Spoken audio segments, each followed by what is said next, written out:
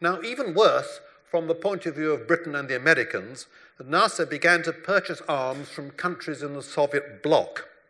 And this brought the Soviet Union into the Middle East, which hitherto had been a Western sphere of influence.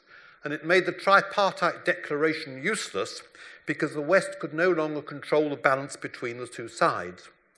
And Nasser said he was doing that because the French were selling arms to Israel surreptitiously with the encouragement of America, and that was not in accordance with the tripartite declaration. So, of course, there were faults on both sides.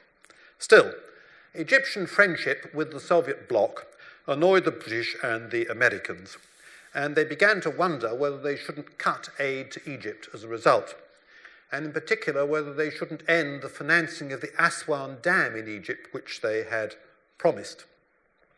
And the British and Americans consulted and decided jointly to let the loan wither on the vine and fade away, as it were.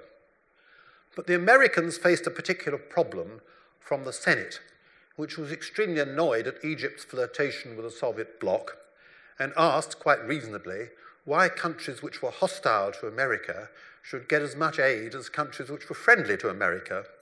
And the Senate Appropriations Committee was proposing that no funds be spent on aid to Egypt without specific congressional approval. And the American Secretary of State, the last thing he wanted was for his foreign policy to be determined by the Senate. So Britain and America agreed they should terminate the loan pretty quickly.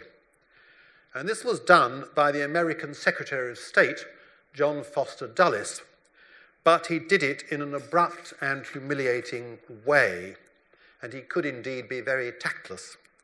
And Churchill, referring to Dulles, said that he was the only bull who carried his own china shop around with him.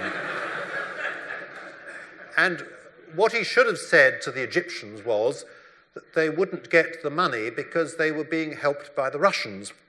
But what he said instead was that the Egyptians didn't have the technical understanding to run the dam, and obviously that was very insulting. And the response was that the canal company was nationalised. Now, Nasser said this was in response to the withdrawal of the funding of the dam, but there is evidence to believe that he was going to do this in any case, and he later admitted that the Egyptians would have taken some similar action in the future.